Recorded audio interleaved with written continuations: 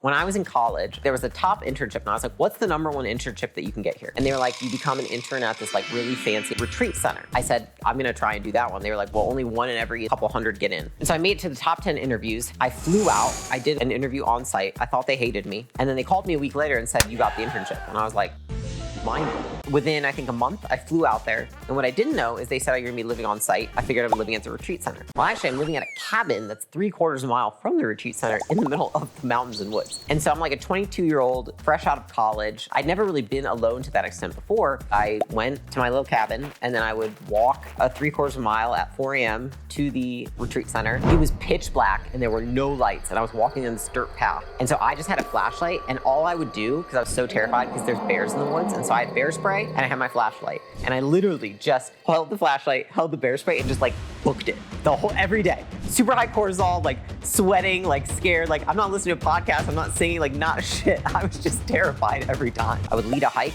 then I would teach classes through the day. I would usually like work with some clients one-on-one, and then I would do a hike at the end of the day, and then I would walk back, and then I would just be alone.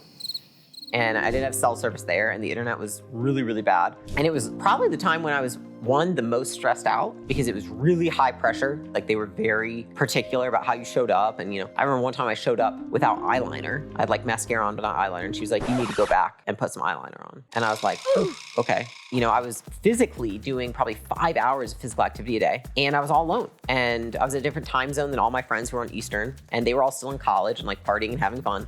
And I was like, man, this is really lonely. But what I learned is like all the good things that came from solitude, right? Like really getting to know yourself, getting to have time to spend by yourself, learning to have fun by yourself. I think that a lot of people don't know how to have fun alone. And I'm really grateful that I got to experience that. If you can put yourself in a situation where you can be alone, one, we adapt really quickly. So like you'll learn to like it pretty quickly. And two, I think it just gives you a sense of self-reliance. If you don't need anything or anyone, it makes life a lot easier, right? Because you can enjoy things for what they are rather than having really high expectations for other things to give you a sense of self that you can't give yourself, like people. So it was a really good experience overall, but it was hard.